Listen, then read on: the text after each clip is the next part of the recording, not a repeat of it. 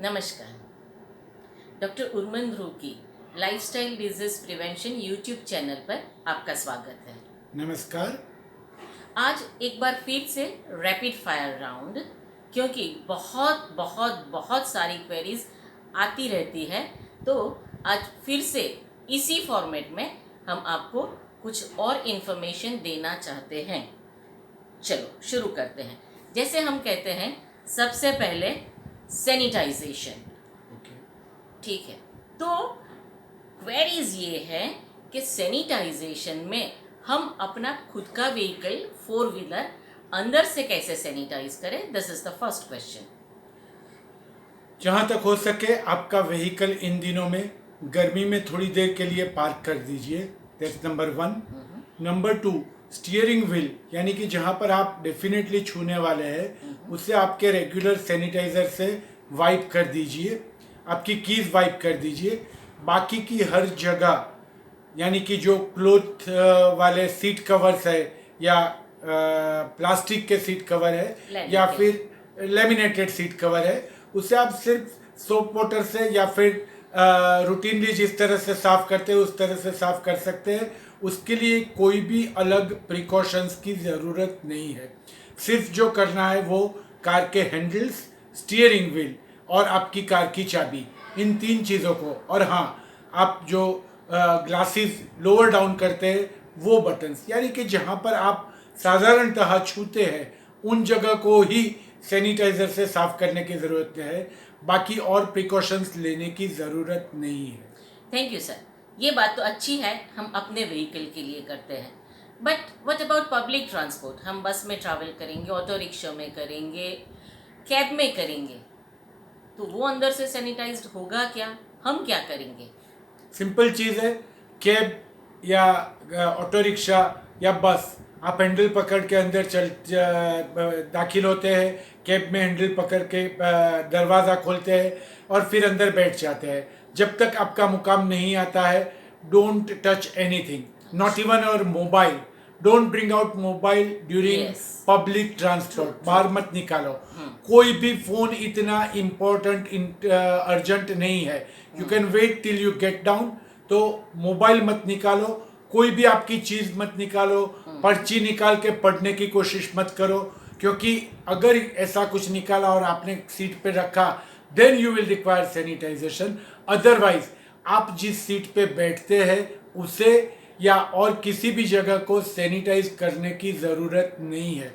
उतरने के बाद आपका जो क्लोथ है उसे सैनिटाइज करने की ज़रूरत नहीं है, उसे आप घर पे जाके धो डालने वाले हैं। The issue always remains, you should not take the virus to your nose, which means उतरने के बाद आपके हाथ साबुन से धो डालने हैं या फिर सैनिटाइजर से धो डालने हैं, इससे पहले कि आप उसे मुंह तक ले जाए। और किसी भी प्रकार की सैनिटाइजेशन की ज़रूरत नहीं है। पिछली दफ़ा जब हमने टैक्सी में बैठने की बात की थी तो एक और जो दिलचस्प बात आई थी वो ये थी कि आप फेस शील्ड पहन के बैठ सकते हैं। Face shields are easily available at the cost of 70 rupees. तो एसी वाली जो टैक्सीज है उसमें फेस शील्ड पहन के बैठ सकते हैं। पर मोर इम्पोर्टेंटली, ये जो पीछे संक्रमण आता है आगे से ड्राइवर का, वो आपकी कॉर्निया को यानी कि आँख की त्वचा पर भी जा सकता है। So it is also important to wear glasses, बिना नंबर के या नंबर के जो भी है, ग्लासेस या फिर the face shield. This is very very important in an air condition cab या फिर रिक्शा में। सही बात है। ये तो हमारे हुआ SMS का फर्स्ट S। अब M, मास्क। कहा जाता है कि कपड़े का मास्क अच्छा रहेगा, specially in summer and even otherwise. आप क्या कहते हैं सर? इम्पॉर्टेंट चीज़ समझना बहुत ज़रूरी है। जो कपड़े का मास्क है वो दूसरों को संक्रमण बिल्कुल कम कर देता है। N95 मास्क की लोग खर्चा करते हैं, वो दूसरों का संक्रमण कम नहीं करता है। तो क्राउडेड प्लेसेस में पब्लिक के लिए cloth mask is more than enough. Another reason why you should have cloth mask in the public places is it is washable। घर पे लाके धो के वही मास्क अगले दिन आप इस्तेमाल कर सकते हैं। पर जब भी इस्तेमाल करो पहले हाथ साबुन से धो डालो, मास्क पहनो और घर से बाहर निकलो। कहीं पर जाने के बाद मास्क पहनने का कोई मतलब नहीं है। तो अगर आप शॉप में गए और उसके बाद में मास्क पहना, उसका कोई मतलब नहीं है। आप कोई जहाँ पर बहुत सारी क्राउड है वहाँ गए और बाद में मास्क पहना, उसका कोई मतलब नहीं है। ऐसा करते वक्त आपके हाथ अगर संक्रमण वाले हैं तो मास्क पहनते पहनते एक्चुअली आप अपने आप को संक्रमित कर रहे हैं। तो मास्क पहनने से पहले हर दफ़ा सैनिटाइजेशन या hand wash is very very important. Third reason why a cloth mask is needed is, इतने सारे ये सब मास्क लोग पहनने लगे हैं और उसे कहीं पर भी थ्रो कर रहे हैं।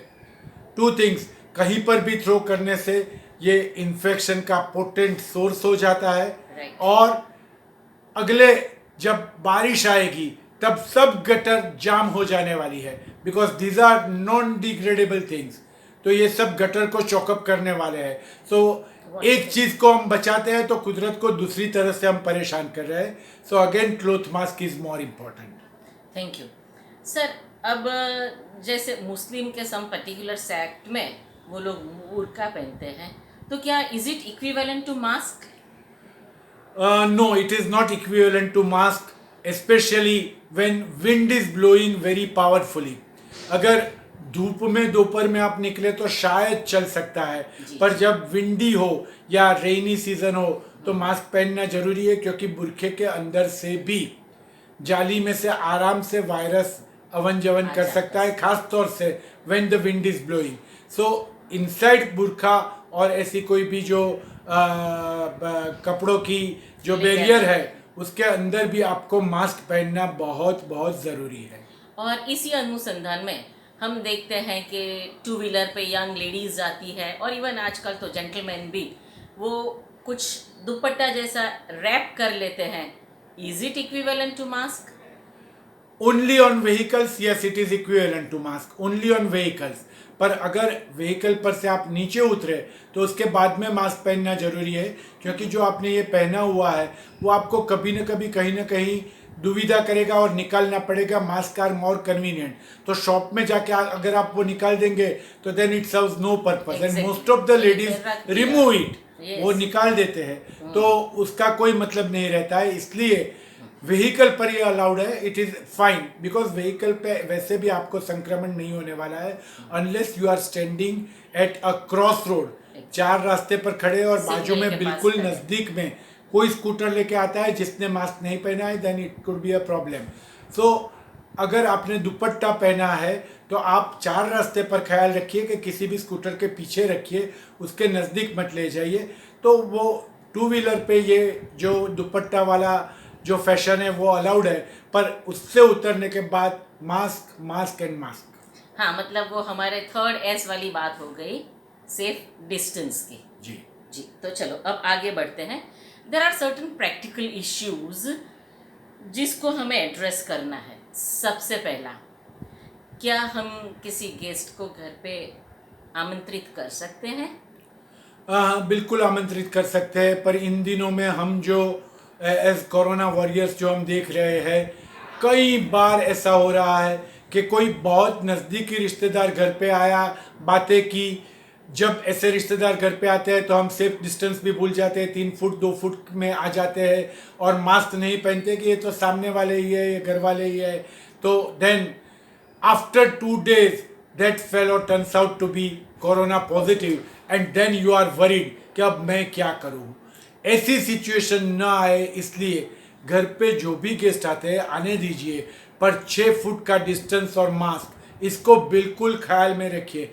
कितना भी करीबी रिश्तेदार हो 6 फुट दूर बिठाइए, आराम से घंटे भर बात कीजिए, दोनों मास्क पहन के रखिए और फिर उन्हें जाने दीजिए। हाँ, इसका मतलब ये हुआ कि हम किसी के घर विजिट भी कर सकते हैं इन सब प्रिकॉशंस के साथ। ओके, और एक बात है, क्या हम वो जो हमारे गुजराती में वाटकी व्यवहार कहते हैं, हमारे नेबर्स के साथ फूड आइटम्स एक्सचेंज कर सकते हैं? बिल्कुल आसानी से कर सकते हैं, एज लॉन्ग एज आप जो थाली है वो साबुन से धो डालें। बाकी खाने का व्यवहार करना ही चाहिए, खास तौर से कोई हमें दे रहा है वो तो फायदे कारक ही है। सही बात है। अच्छा, हाँ, अब मान लो कि कोर्टयार्ड में एक झूला है, आंगन में झूला है और झूले पे बैठना है, क्या उसे भी सैनिटाइज करना है? वहाँ बैठ सकते हैं, हम बैठ सकते हैं तो कितने समय तक और दिन के कौन से समय में? झूले पर आराम से बैठ सकते हैं, कोई गाना भी हिंदी फिल्म का गा सकते हैं, कोई वादा नहीं है, साथ में भी पत्नी के साथ में भी बैठ सकते हैं और एंजॉय कर सकते हैं। सैनिटाइज करने की बात, झूले को सैनिटाइज करने की कोई ज़रूरत नहीं है। हाँ, अगर धूप में है तो बिल्कुल ज़रूरत नहीं है। और वैसे अगर साफ़ करना है तो रूटीनली जिस तरह से साफ़ करते हैं उससे साफ़ करके हाथ साबुन से धो डालना है, बाकी और कुछ ज़रूरत जी नहीं। जी जी। अब और एक बिल्कुल प्रैक्टिकल इश्यू, आप बैंक में जाते हैं and you exchange cheques and bills, that is the currency notes and everything, क्या करें? क्या एक पॉलीथीन में दे के उनको कहे कि आप इसमें डाल दो? ज़रूरत नहीं है। जी। जैसे करेंसी नोट्स के बारे में बताया, चेक्स के बारे में भी वही है। What ever you receive, paper thing that you receive should be kept in a drawer. किसी भी ड्रॉअर में 3 दिन के लिए रख दो और 3 दिन के बाद उसे इस्तेमाल करो, उसके ऊपर के वायरस पार्टिकल्स चले जाएंगे। You need to wash your hands after transmitting और transferring the object. Thank you sir. अब थोड़े बहुत जो क्वेश्चंस है they are about the futuristic approach. कहते हैं कि अब बच्चों की स्कूल्स रीओपन होगी तो क्या उनको भेजना चाहिए? कौन से प्रिकॉशंस के साथ भेजना चाहिए? Personally I am not a paediatrician but my knowledge says कि स्कूल जैसे ही खुले बच्चों को प्रिकॉशंस के साथ भेजना चाहिए। स्कूल्स भी प्रिकॉशन लेंगे, हेल्थ अथॉरिटीज़ भी प्रिकॉशन लेगी, पर स्कूल्स जैसे ही खुलेंगे you have to be ready for 2 things, the child getting cough cold fever. ऐसा है तो पहले ही दिन उसे घर पे रखो, डोंट गेट पैनिक, ये होने वाला है। जी ये अगर ये कोरोना नहीं होता तो भी हो रहा था, अब भी होने वाला है। बच्चे को 5 दिन घर पे रखिए, whatever guidelines are described at that time उसको फॉलो कीजिए और फिर भेजिए। जैसे जैसे बच्चे संक्रमित होते जाएंगे हर्ड इम्यूनिटी बढ़ती जाएगी। That is the best way to use the herd immunity. इसका मतलब ये नहीं है कि हम बच्चों को गिनी पिग बना रहे हैं, पर they can tolerate this infections very well. So बच्चों को प्रिकॉशंस के साथ स्कूल में भेजने में कोई हर्ज नहीं है। नहीं है, ठीक है। अब रिलीजियस प्लेसेस जल्दी से शुरू हो जाए, वहाँ की आवन जावन, पर क्या प्रिकॉशंस लेने हैं? अब तो हम भगवान को भी बोल रहे हैं कि भगवान अब आपका खुद का मंदिर खोलना अब बहुत ज़रूरी हो गया है और कभी ना कभी लॉकडाउन 5 में ये खुलने वाला है। मंदिर तक तो बुला लो। हाँ, तो जो भी रिलीजियस प्लेसेस, मंदिर, मस्जिद, चर्च, गुरुद्वारा जो भी खुले, आराम से आप जा सकते हैं। SMS का इस्तेमाल करते हुए 6 फीट का डिस्टेंस, क्राउडेड है मत जाओ, पार्किंग प्रॉपरली दूर करो और उतरने के बाद सैनिटाइज करो, मास्क पहनो, अंदर जाओ, 6 फुट दूर खड़े रहो, भगवान को प्रार्थना करो और वापस आ जाओ। ठीक है, थैंक यू थैंक यू। अब बारिश भी आएगी, कहा जाता है कि नेक्स्ट वीक या शायद अगले फोर्टनाइट तक तो आ ही जाएगी। उस वक्त कुछ ज़्यादा प्रिकॉशंस? समय कितना जल्दी से चला जाता है। सर्दी के दिनों में जब ये चालू हुआ तब 12 फरवरी को मैंने एक स्लाइड रखी थी कि most probably heat would not lead to destruction of this virus, क्योंकि अगले 2 वायरस में भी ऐसा हुआ था। ये गर्मी के दिन भी पूरे होने को आए और बारिश आ गई और अभी कोरोना ख़त्म होने का नाम नहीं दे रहा है, इन्फेक्ट बढ़ रहा है। बारिश आएगी तब बारिश के जो भी प्रिकॉशंस है वो लेने के हैं, खासतौर से ओडोमोस का क्रीम लगाने का है। There are no trials which prove के ओडोमोस क्रीम से ये वायरस ख़त्म हो जाएगा, पर जो दूसरा रिपेलेंट लगा लें। बड़ा दुश्मन जो है मॉस्किटो, उससे बचने के लिए मॉस्किटो रिपेलेंट, वही स्टोरी, छाता लेके घूमने वाली, तो अपने आप को प्रोटेक्ट करना है और डिस्टेंस भी हो जाएगा। और डिस्टेंस तो छाते के कारण हो ही जाएगा। ठीक ठीक ठीक सर। अब सबसे इम्पॉर्टेंट क्वेश्चन, लोग पूछते हैं कि मानो सिम्टम्स है, हॉस्पिटलाइज होना है, पर हॉस्पिटल कैसे सिलेक्ट करें? ये एक बहुत बड़ी दुविधा है। There's a conflict of interest because I am attached with a hospital, HCG hospital, but I am not propagating any particular hospital. पर मैं बहुत इम्पोर्टेंट चीज़ समझाना चाहता हूँ कि जो कोविड डेजिग्नेटेड हॉस्पिटल है, almost 44 in Ahmedabad city and many elsewhere, उनके अंदर हर जगह पर ज़्यादातर ऐसी व्यवस्था हेल्थ अथॉरिटीज़ ने की है कि there is a single point entry for fever, cough, cold. अगर आपको हार्ट अटैक है और उसके साथ में फीवर कफ कोल्ड है तो भी आप उसको सिंगल एंट्री से ही दाखिल होना है, यानी कि वार्ड एक कॉमन होता है जहां पर आपको भर्ती किया जाता है। हर वार्ड में, ऐसे वार्ड में जहां पर सस्पेक्टेड मरीज है वहां पर 6 फुट का अंतर हर बेड्स के बीच में है, इसलिए एक आदमी से दूसरे आदमी में संक्रमण नहीं होता है। तो सस्पेक्टेड वार्ड में मुझे कोरोना नहीं है फिर भी रखा गया है, लोग ऐसा डर रहे हैं, तो डरने की बात नहीं है। तो ऐसे कॉमन एंट्री है, सस्पेक्टेड वार्ड में भर्ती करते हैं, कोरोना का टेस्ट होता है और उसके बाद में नेगेटिव वाले नेगेटिव वार्ड में जाते हैं, पॉजिटिव वाले पॉजिटिव वार्ड में जाते हैं। ये बात हुई उन लोगों की जिनको कोरोना के चिन्ह है और साथ में किसी और तकलीफ के लिए डॉक्टर के पास जा रहे हैं, जैसे कि किडनी डिजीज, लंग डिजीज और साथ में कोरोना के सिम्टम्स है, तो उनको पहले ये कॉमन चैनल में भर्ती करके 2 में डिवाइड करते हैं। जिन लोगों को कोरोना के सिम्टम्स नहीं है उन लोगों को कोई प्रॉब्लम नहीं है, उन लोगों को सीधा नॉन कोविड वार्ड में भर्ती किया जाता है। सो डोंट गेट वरीड कि मुझे कोरोना के सिम्टम नहीं है फिर भी कोरोना के मरीजों के साथ मुझे सोना पड़ेगा, ऐसा कुछ भी नहीं है। और जिनको रहना पड़ रहा है उनको भी 6 फुट का अंतर रखा हुआ है हर बेड्स के बीच में, इट्स ए रूल, तो उसमें भी किसी को संक्रमण लगने का सवाल नहीं है। So you can select any hospital, covid designated और नॉन कोविड डेजिग्नेटेड, बट अगर आपको कफ कोल्ड फीवर वाले सिम्टम्स नहीं है then you should select non covid designated hospital. अगर ऐसे सिम्टम्स है then you should select covid designated hospital, but don't get panicky. अस्पताल से आपको कोविड होने का खतरा बहुत कम है। सही बात कही सर आपने। तो आज का एपिसोड हम यहीं पे ख़त्म करते हैं। नमस्कार। नमस्कार। Will see you again very soon with a further fresh episodes.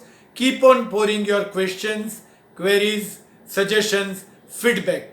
Your feedback makes us work better. Thank you.